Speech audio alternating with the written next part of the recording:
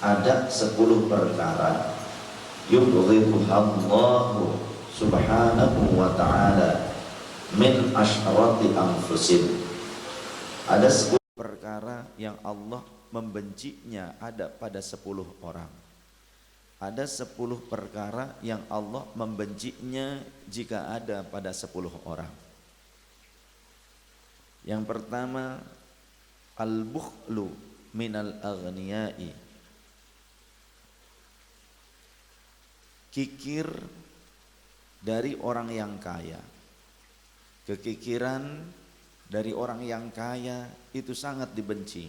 Ay akbaru bughdan min ghairihim, yakni dengan kebencian yang sangat besar dibandingkan yang lainnya.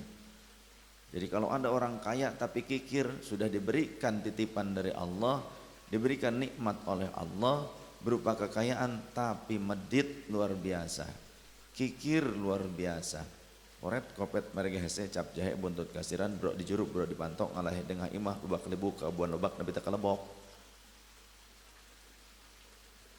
Kenapa kok bisa kikir seperti itu?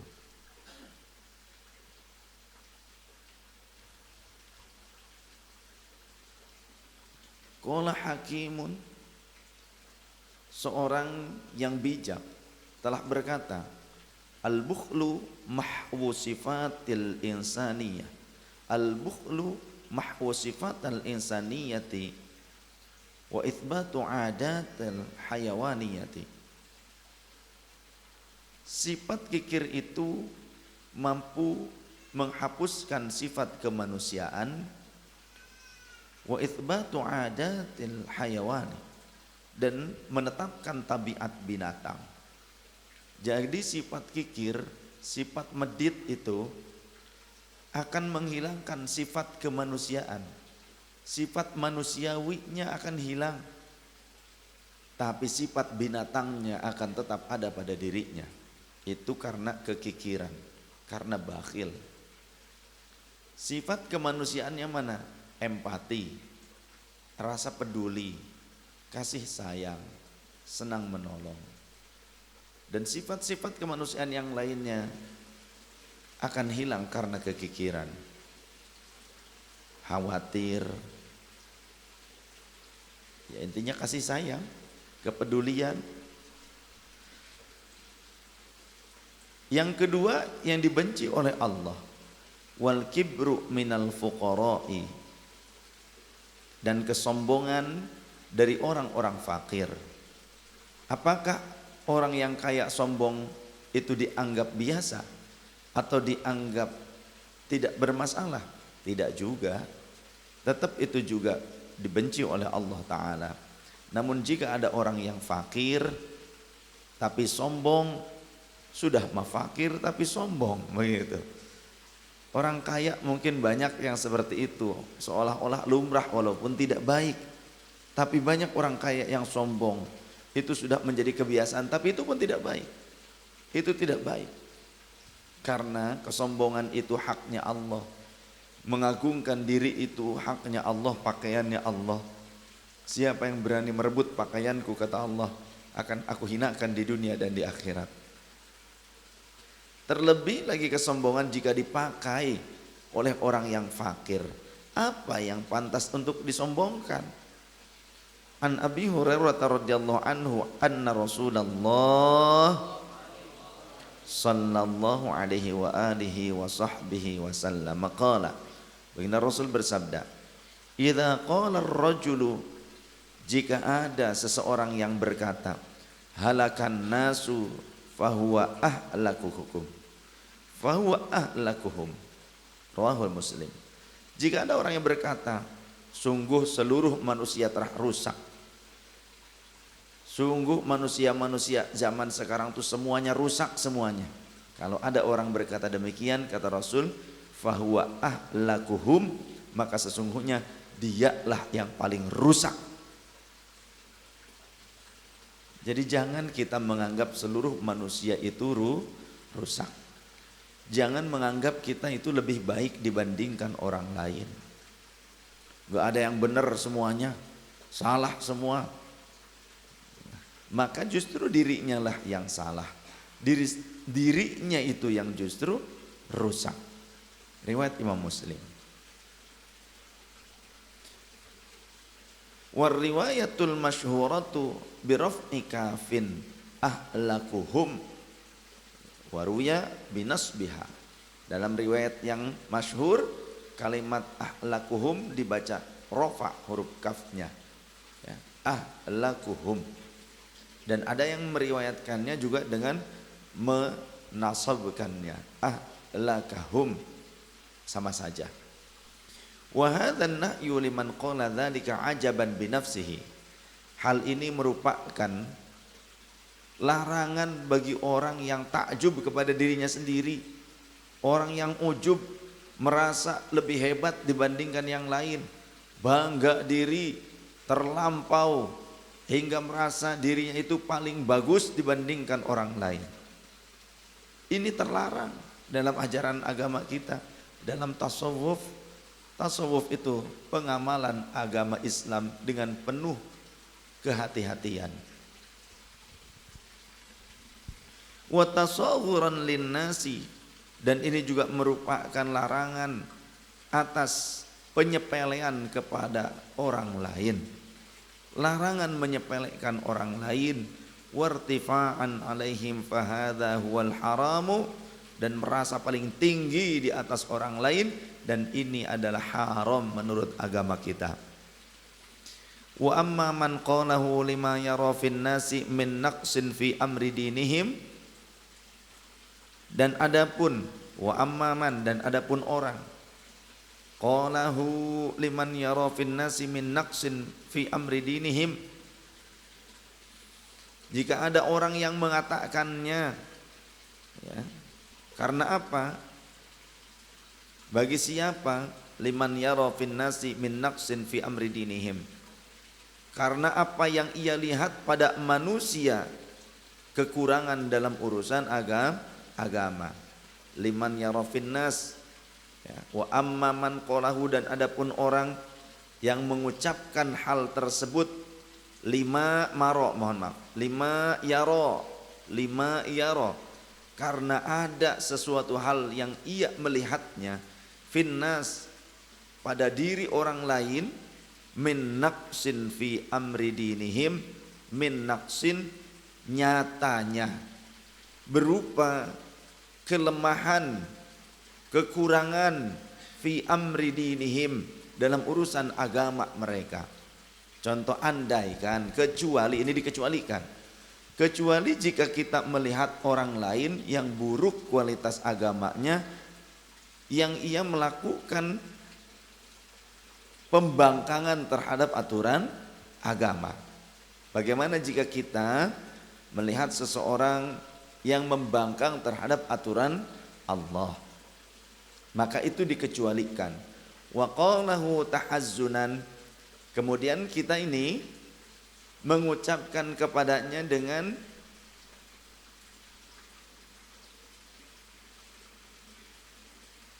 karena rasa sedih, iba gitu. Ya, al-huznu. Huzn itu rasa sedih. Kita mengucapkannya karena rasa sedih. Contoh seperti ini. Ya Allah, ketika contoh nih ya, contoh. Ketika kita melewati area-area prostitusi. Di pinggiran jalan kan, contoh di Pantura ada, Cikarang juga ada. Ketika melewati area tersebut, mereka melakukan maksiat. Ada saudari-saudari kita sesama manusia menjajakan kehormatannya. Kemudian kita mengatakan, sayang sekali ya mereka, kok mau berbuat rendah seperti itu. Contoh demikian kita mengucapkannya. Tapi bukan dengan mencaci maki, bukan. Tapi berkata dengan penuh kasih sayang, kasihan, empati. Ya Allah, kok mereka mau-maunya ya, melakukan perbuatan yang merendahkan diri mereka sendiri. Mengucapkan hal itu maka itu bukan hal yang tercela. Bukan hal yang tercela. Karena berarti ada empati, tapi empati dalam hal yang benar. Artinya dalam hal benar dengan cara, maksudnya dalam cara yang benar. Ya kalau dengan cara yang tidak benar yang seperti apa? Kasihan, yuk kita beli gitu. Ya, daging mentahnya kita beli begitu. Itu kan kasih sayang, kasihan tapi caranya tidak benar. Tapi ada yang kasihan seperti tidak benar tapi ternyata benar.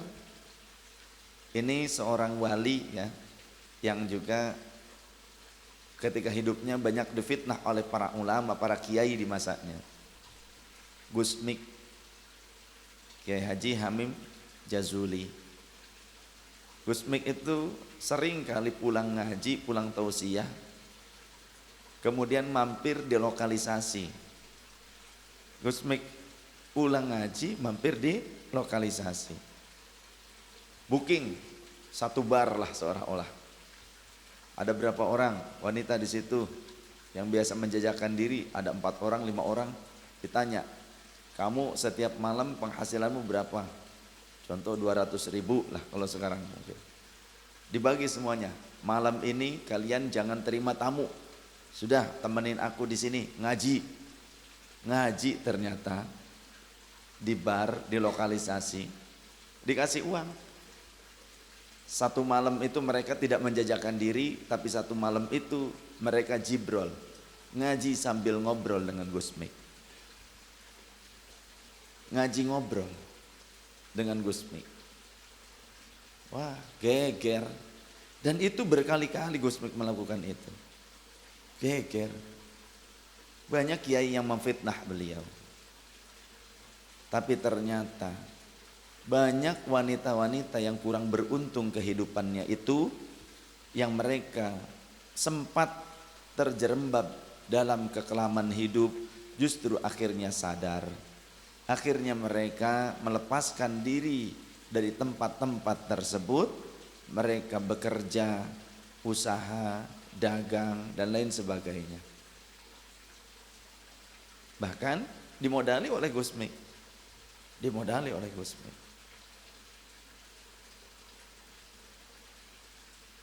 Banyak wali-walinya Allah yang seperti itu. Ada walinya Allah yang juga dihikayatkan dalam sebuah kitab. Wali tersebut kerjaannya kalau ada uang, dia pergi ke tempat penjualan khomer. Ke tempat penjualan khomer, dia beli semampunya dia, dibawa pulang, dituang, dibuang ke kakus. Dibuang ke kakus. Istrinya tahu itu. Dan istrinya berkata, Pak, kamu tuh kalau terus menerus begini, nanti kamu mati gak akan ada yang mau datang ngurusin jenazahmu, katanya. Karena setiap hari membawa itu terus ke rumah. Dan orang tahu suaminya itu orang yang suka memborong khomer, padahal tidak dikonsumsi, tidak pula untuk diberikan kepada orang lain. Jawaban sang suami, ya memang orang-orang tidak akan mengurusi jenazahku, tapi yang akan mengurusi jenazahku bukan orang biasa, raja dan ulama lah, qadhi lah yang akan mengurusi jenazahku. Ternyata betul pada saat wafatnya orang-orang enggan memulasarat jenazahnya, apalagi menyolati hingga menguburkannya. Hingga sang istri menangis sedih. Tangisannya didengar oleh seorang pemimpin atau raja, oleh raja yang melewati rumahnya, yang sedang melakukan perjalanan. Yang kemudian raja itu berhenti, bertamu, lantas kaget, alangkah kagetnya karena di rumah tersebut ada jenazah yang terbaring, tidak ada satu orang selain istrinya, tidak ada satu orang pun yang lain yang mau mengurus jenazah tersebut. Sontak sang raja bertanya, kenapa engkau menangis? Dan kenapa suamimu wafat seperti ini tidak ada tetangga-tetangga yang mau datang mengurusnya? Diceritakanlah oleh sang istri bahwa setiap hari suaminya, hampir setiap hari, seringkali memborong khomer, arak tuak yang dijajakan di tengah masyarakat. Untuk apa? Dibawa ke rumah, dituang ke cubluk lah kalau kita mah, dituang ke jamban, ke tempat pembuangan kotoran. Supaya apa? Ia berpikir dengan usahanya itu, walaupun hanya satu hari, ia bisa menghindarkan banyak orang dari perbuatan-perbuatan yang jelek, perbuatan-perbuatan maksiat. Namun demikian, masyarakat sudah kadung menilai dan melabeli suamiku sebagai tukang mabuk, sebagai orang yang suka membeli dan memborong khamr, arak tua, sehingga mereka jijik untuk mengurus jenazah suamiku. Sedangkan aku sendiri tak mampu sendirian untuk menguburkannya, memandikannya. Aku berdoa kepada Allah sebagaimana apa yang dikatakan oleh suamiku ketika hidup, memang manusia tidak akan ada yang mengurusiku, tapi itu hanya manusia biasa. Kelak yang mengurusi jenazahku adalah raja dan qadhi. Qadhi itu mufti, hakim agama, hakim agung. Tapi sang raja yang datang pada saat itu sedang menyamar sebagai masyarakat biasa, ingin melihat bagaimana kondisi rakyatnya. Jadi si ibu itu pun belum tahu bahwa itu adalah rajanya, karena menyamar, karena dulu belum musim setan gepeng, belum musim setan gepeng. Tuh setan gepeng, ponsel, ya, segala apa-apa itu cepat banget, sampai manusia menjadi memiliki dua kepribadian karena gadget. Manusia banyak yang menjadi, bahasa lainnya, psikopat diakibatkan gadget. Buktinya anak 15 tahun membunuh anak yang lebih kecil berumur 5 tahun karena menonton kartun di gadgetnya atau menonton tayangan di gadgetnya tentang boneka yang dirasuki kemudian membunuh. Tentang boneka apa namanya itu, Cubi atau apa lupa lagi itu, ya, yang dirasuki oleh arwah katanya, kemudian membunuh, mencekik, menjadi boneka pencekik, pembunuh. Tapi ia sendiri tidak merasa salah, dan ternyata ditiru oleh anak-anak remaja umur 15 tahun. Setelah membunuh, dia datang ke polisi melaporkan bahwa dia telah membunuh seorang wanita belia, anak kecil teman mainnya yang berumur 5 tahun, tetangganya sendiri, dan disimpan di lemari. Ia mengatakan itu tanpa ada perasaan bersalah. Ia mengatakan hal itu tanpa ada perasaan bersalah. Nah ini sekarang sudah diturut. Anak-anak melihat tayangan berantem, bertarung, akhirnya ikutan. Orang yang suka nonton film, kebanyakan nonton film India, akhirnya terlalu lebay, gitu kan? Ada yang suka nonton film Hollywood tapi yang isinya itu ternyata tidak baik, akhirnya juga ditiru. Banyak melihat sinetron juga akhirnya banyak yang menirunya. Melihat tontonan tentang orang putus asa, bunuh diri, menyayat tangan, ikut-ikutan menyayat tangan. Melihat tontonan Orang yang putus asa bunuh diri minum cairan pembasmi nyamuk ikutan juga. Ada orang yang lihat film kemudian memaksakan kehendak orang kepada orang lain, mengancam-ngancam orang lain, ikut ngancam-ngancam orang lain.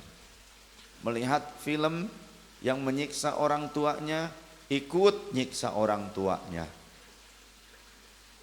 Hati-hati, terlebih sekarang sudah bisa dilihat melalui ponsel. Makanya batasi. Jangan karena kita ingin membuat anak kita itu diam, tidak rewel, sudahlah kasih ponsel saja. Dibiarkan saja begitu saja, sudah dibeliin ponsel sekalian. Akhirnya terus hidupnya dengan ponsel-ponsel, tidak terbendung, tidak tersaring, tontonan yang akhirnya dijadikan tuntunan, maka orang tuanya telah salah cara mendidik kepada anak-anaknya.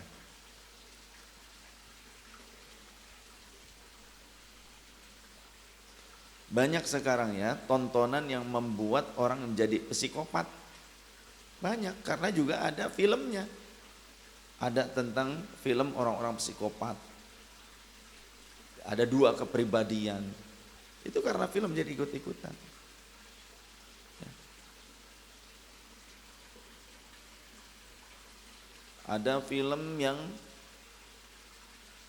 putus cinta akhirnya melamun, ikut-ikutan melamun. Iya, melamun terus sampai seolah-olah mati enggan, hidup pun sungkan. Apa yang ada di hadapannya pun ia tidak peduli atau tidak disimak, tidak fokus. Ya. Zikir.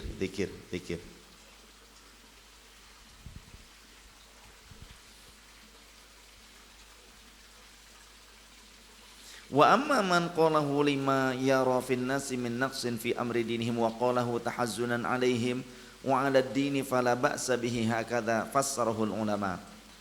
Yang ketiga, wat tama'u minal ulama, rakus dari ulama. Selalu punya harapan yang tak berujung dari makhluk. Jadi toma itu berharap dari makhluk. Yang tak berujung, yang tak merasa puas, harapan yang tidak pernah merasa cukup, berharapnya ke makhluk, begitu. Itu toma. Jika toma ini ada pada diri seorang ulama, maka itu dibenci oleh Allah Subhanahu wa taala. Qila lamma nataqa Musa alaihi salam bi dzikri tama'i, diriwayatkan, diceritakan tatkala Nabiullah Musa alaihi salam menyebut tentang kerakusan. Faqala, maka beliau berkata, "Lau syi'ta lattakhadta alaihi ajran." Ini dikutip juga termaktub di dalam Al-Qur'an surah Al-Kahfi ayat 77. Wallahu wa rasuluhu a'lam bi muradi wa makna. Lau syi'ta, jika engkau mau, lattakhadta alaihi ajran, niscaya kamu akan mengambil upah untuk itu. Qala Al-Khidir, Nabiullah Khidir berkata lahu kepada beliau, hadza firaqu baini wa bainik. Kepada Nabi Musa, Nabi Khidir berkata, ini adalah waktu perpisahan di antara aku dengan engkau. Wa qila lamma qala dzalika Musa alaihi salam, dan ketika dikatakan bahwasannya Nabi Musa alaihissalam mengatakan hal tersebut, waqafa baina yadaiha zayyun,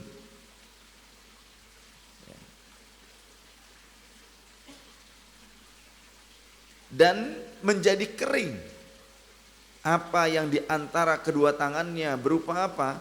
Berupa madu. Menjadi keringlah madu yang ada di kedua tangannya. Wa kana ja'i'ainil janibul ladzi yali Musa ghairu mashwiyyin wal janibul ladzi yalil Khidri masyuyun.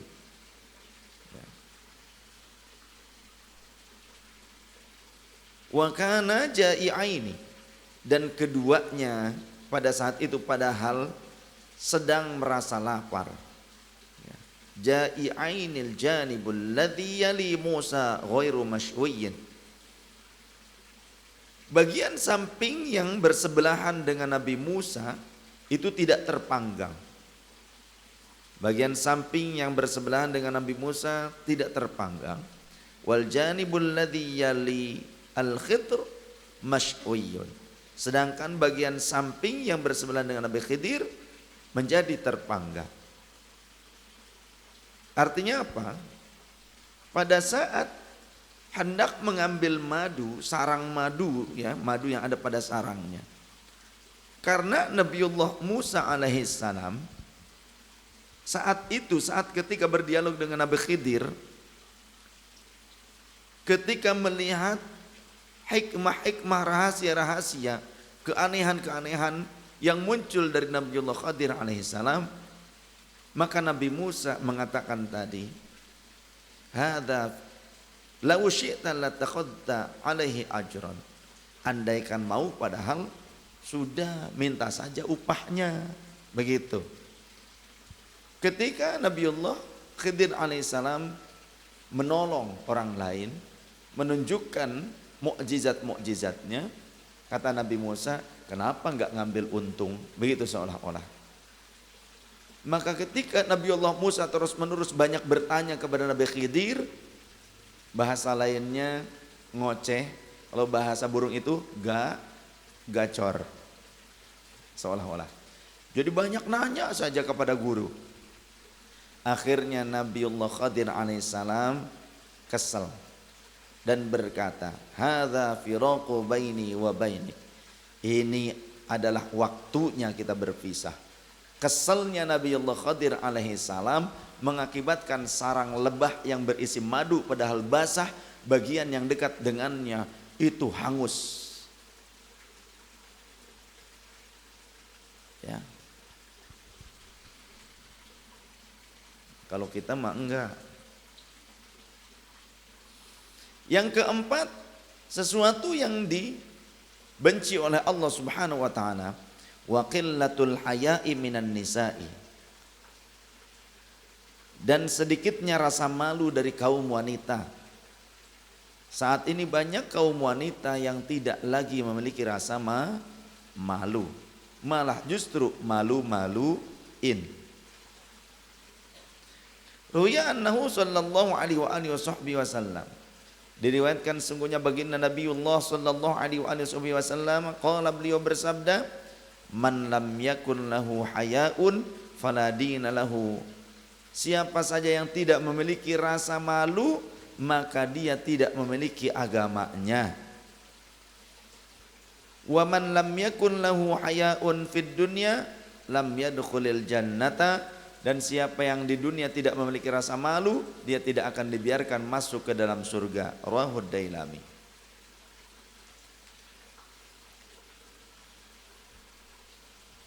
Yang kelima, wa hubbud dunya minasyuyukhi. Cinta dunia dari orang-orang yang sudah tua itu dibenci oleh Allah Subhanahu wa taala. Sudah mau masuk ke liang lahat saja masih terus-menerus rakus dengan dunia. Qala Abu Bakrin Al-Maraghi, Syekh Abu Bakar Al-Maraghi, beliau berkata, al-aqilu man dabbaru amra dunya bil qanaati wat taswifi wa amrul akhirati bil hirsi wat ta'jili wa amrud dini bil ilmi wal ijtihadi. Al-aqilu, orang yang berakal itu, utawi wong kang duwe akal kang sehat. Utawi piro-pirone wong kang duwe akal kang sehat iku man, ya wong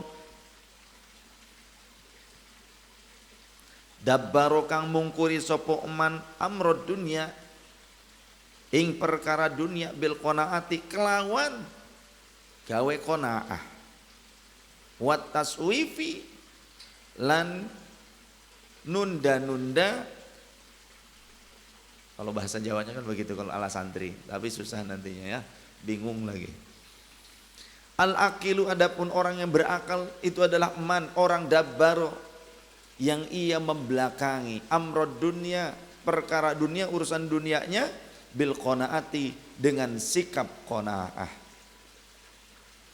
Ia belakangi dunia itu, tidak ia pedulikan, tidak terlalu ia kesengsem dengan dunia, karena dia bersikap qanaah. Apa itu qanaah?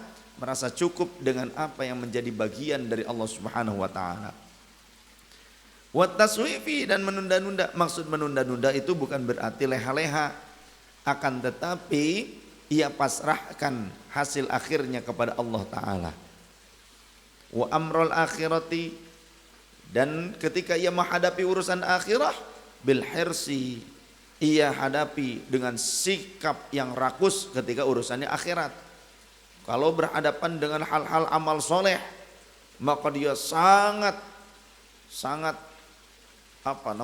senang sekali. Dia sangat seolah-olah rakus, seolah-olah.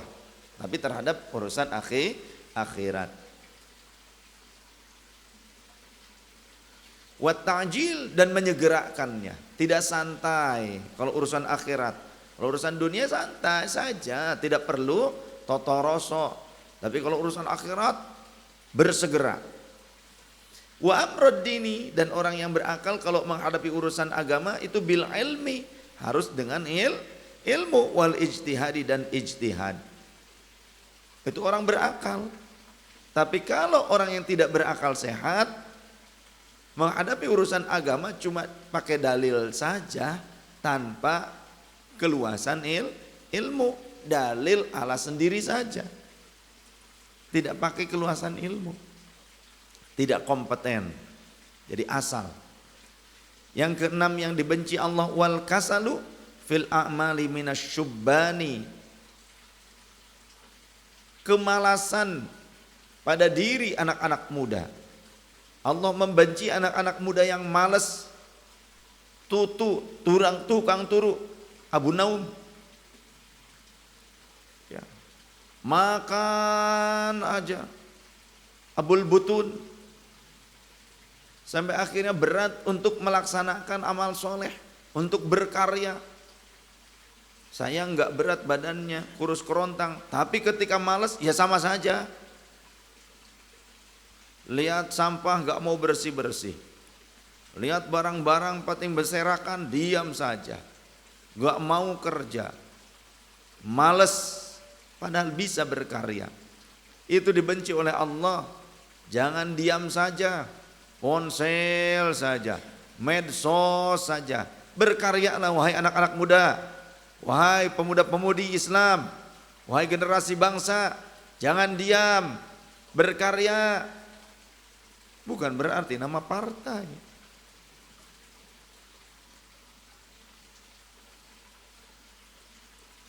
Jangan diam, berkarya apa ke? Dalam dakwah, berkarya dalam dakwah yang benar, yang baik. Coba cetuskan ide-ide yang terbaik. Jangan diem saja, aja dogma, ngahenin, weh, andeprok, weh, ya, terlentang saja, pegang ponsel saja, ketinggalan. Orang lain udah pada kemana? Iya mah. Anu dengan gambaran bantal, gambaran bantal. Molor deui. Bagaimana kita ini bisa menjadi bangsa yang tangguh? Bagaimana bisa menjadi muslim yang hebat? Padahal kata Rasul, al-mu'minul qawiyyu khairun min mu'minid dha'if. Mukmin yang kuat, yang tangguh lebih baik daripada mukmin yang lemah. Jangan diam. Ayo anak-anak mudanya berkarya. Bikin bisnis-bisnis yang bisa mengkaryakan banyak saudara-saudari muslim yang lainnya. Ya. Berbuatlah sesuatu walau kecil sekalipun, karena bisa jadi saat engkau melakukan sesuatu yang kecil itu, di perjalanan, di tengah-tengah perjalanan engkau berkarya, engkau akan menemukan kesempatan yang besar yang saat itu tidak dilihat oleh orang lain. Hanya engkau yang mampu mengambil kesempatan besar tersebut. Anugerah dari Allah bagi orang yang mau, bukan orang yang mampu. Karena Allah akan memampukan orang yang mau. Tapi kalaupun mampu tapi tak mau, maka akan hilang kesempatan itu. Besok penggalan video ini viral nih.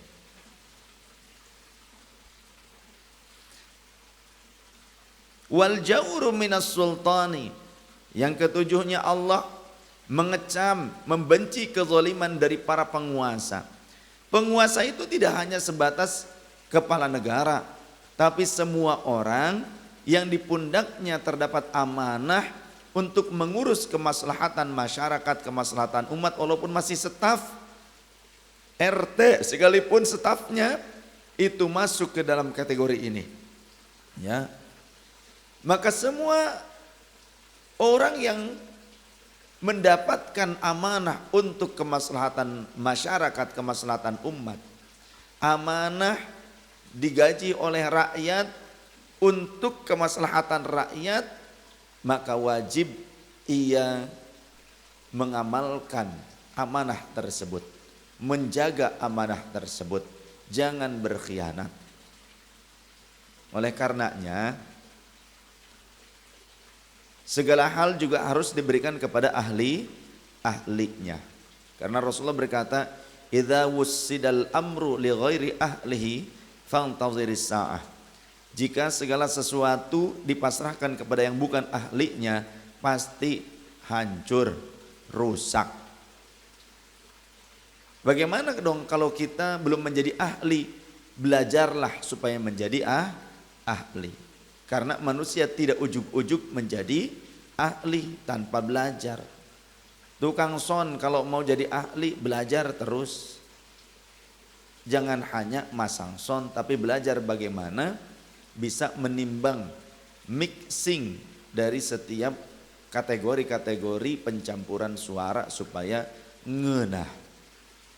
Tim kreatif fotografi jangan asal jepret orang nganggap dijepret.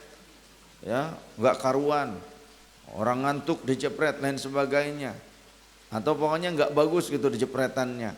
Belajar bisa dengan belajar akan menjadi profesional, apalagi dalam urusan agama. Jangan asal kita belajar kemudian kita menjadi mufti kacrut, sok-sokan menentukan hukum padahal enggak paham. Belajar dulu lah terus yang lama, yang lawas, jangan sebentar. Walaupun sampai tua kita belajar tidak masalah, karena belajar itu sampai mati. Bukan nunggu mati baru mau belajar. Keduluan mati belajar kagak. Nyungsep loh.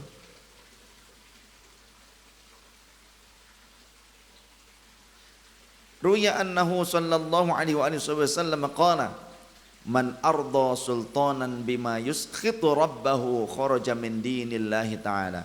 Kata Rasul, siapa saja yang merelakan penguasa dengan suatu hal yang dibenci oleh Allah, maka ia telah keluar dari agama Allah Ta'ala. Jadi jangan sampai ketika ada orang-orang yang ia mendapatkan amanah di pemerintahan, walaupun sebagai staf sekalipun, melakukan sesuatu yang bertentangan dengan aturan Allah, hati jangan ridho. Ketika salah nasihati, tapi jangan berarti memberontak. Ya.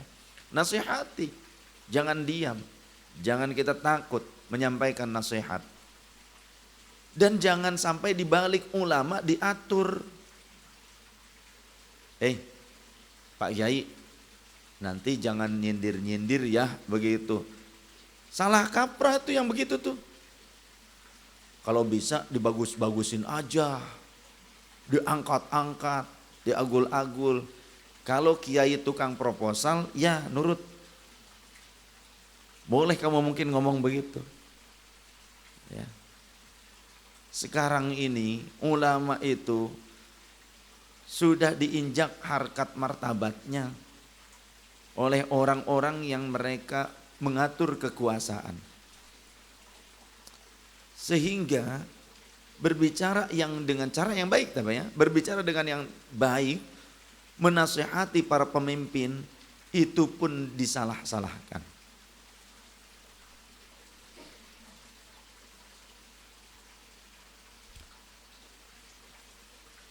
Jadi kiai zaman akhir hanya dijadikan sebagai komoditi untuk mencari suara doang. Untuk membalut orang-orang yang punya kekuasaan supaya dinilai, oh para penguasa tersebut dekat dengan ulama. Tapi sudah disetting. Insya Allah.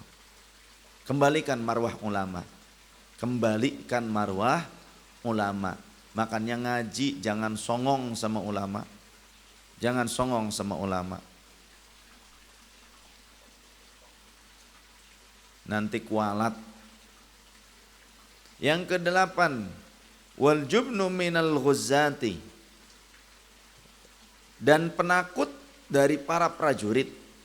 Sifat penakut dari seorang prajurit, wa huwa dha'ful qalbi yuhjamu bihi an liqa'il aduwi, yakni lemahnya hati tatkala ia mengundurkan diri dari bertemu dengan musuh, mundur ketika berjumpa dengan musuh. Allah benci dengan pasukan-pasukan yang penakut. Maka saya minta pasukan-pasukan neu nu orang jangan menjadi penakut ya. Tapi juga harus beradab. Jangan sampai kita menjadi orang yang beradab kepada mayat, kepada orang yang telah meninggal, tapi enggak beradab kepada orang yang masih hidup. Hati-hati. Kepada orang yang meninggal beradab, tapi kepada orang yang masih hidup tidak beradab. Kita dididik oleh guru-guru kita, jangankan kepada orang yang hidup, kepada orang yang wafat pun beradab. Maksudnya lebih-lebih kepada orang yang masih hidup. Ketika kita menjaga adab di makbaroh orang-orang soleh, ketika mereka sudah tiada, kita datang ziarah, kita menjaga adab kepada orang-orang yang soleh yang telah wafat.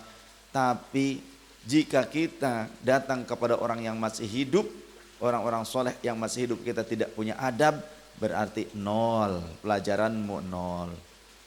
Mungkin orang-orang seperti itu adalah orang-orang yang tidak lama duduk bersama orang-orang soleh, tidak lama duduk bersama orang-orang alim yang soleh, sehingga enggak ketularan akhlak solehnya. Maka berkumpullah dengan orang-orang yang soleh, seringlah ngaji. Muharrik Ahbabur Rasul, Muharrik NU, Ansor, Banser, Muslimat, Fatayat, Ibnu, IPPNU, Pergunu, Resbumi, Pagar Nusa. Sering-seringlah ngumpul di pengajian ulama yang soleh. Istiqomahlah duduk dan khidmat kepada ulama yang soleh, supaya kalian tahu bagaimana manhajnya, cara berpikir dalam mengamalkan syariat ala mereka orang-orang yang soleh. Jangan cuma hafalan tahu tapi enggak tahu manhajnya, hafal dalilnya tapi tak faham tentang cara berpikir untuk memahaminya.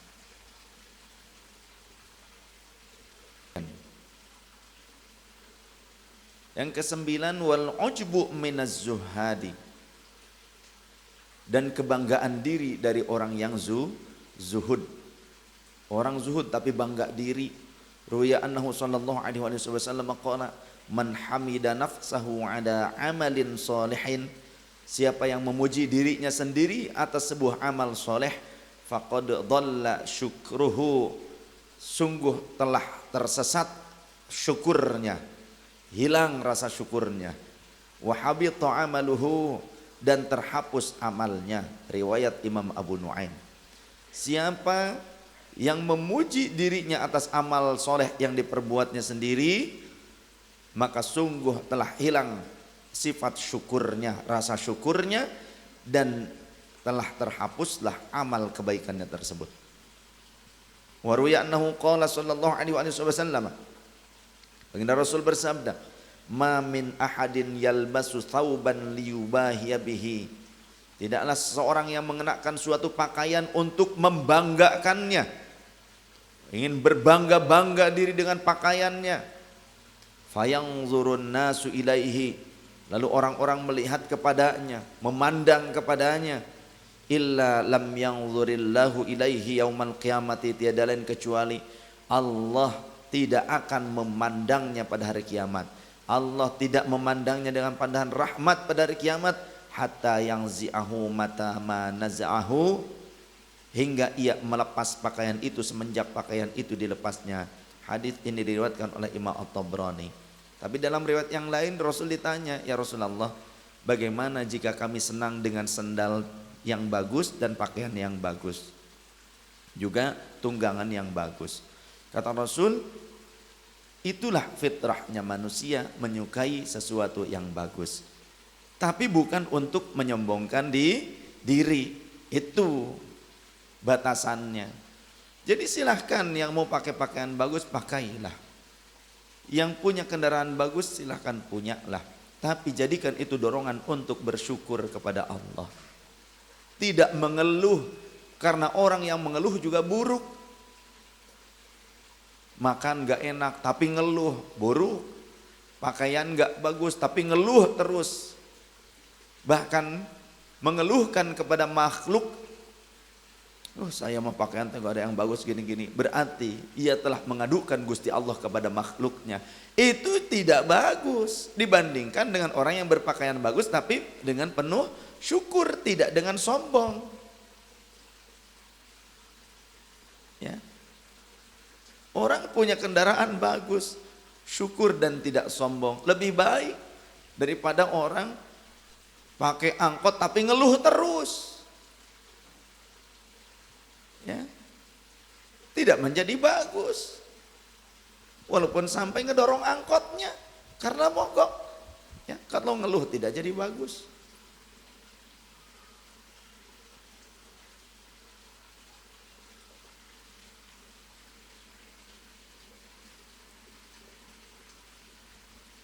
Waruya annahu sallallahu alaihi wasallam qala, baginda Rasul juga bersabda, waiha ibnu Adam, sungguh celaka anak Adam, keturunan Adam, celakalah manusia. Kaifa yazhu wa innama huwa jifatun yu'dhi man marra bihi ibnu Adam minat turabi khuliqa wa ilaihi yasiru.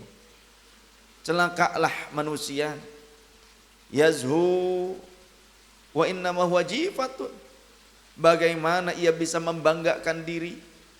Bagaimana mungkin ia bisa membanggakan diri?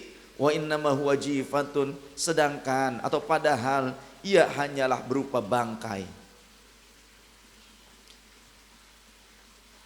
Yudhi man marra bihi ibnu Adam, hanya sebatang bangkai yang mengganggu orang yang melewatinya. Ya. Ibnu Adam minat turabi, manusia itu berawal dari tanah. Khuliqa wa ilaihi yasiru, diciptakan dari tanah dan akan kembali dari tanah kepada tanah. Riwayat Imam Ad-Dailami. Kalau kita faham kita akan kembali ke tanah, apa sih yang membuat kita sombong saat ini? Yang kesebelumnya wariya'u minal ubad, riya dari ahli ibadah itu dibenci, sangat dibenci oleh Allah. Ruya annahu sallallahu alaihi wasallam qala, baginda Rasul bersabda, iyyakum an takhlitu ta'atallahi bihubbi thana'il ibadi fatahbatu a'malukum.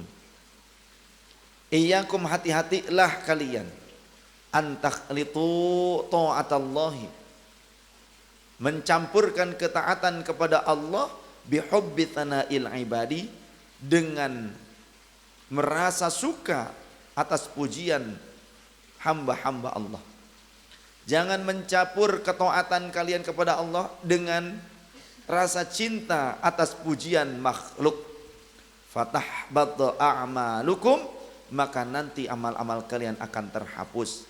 Ruahud Dailami, riwayat Imam Ad-Dailami.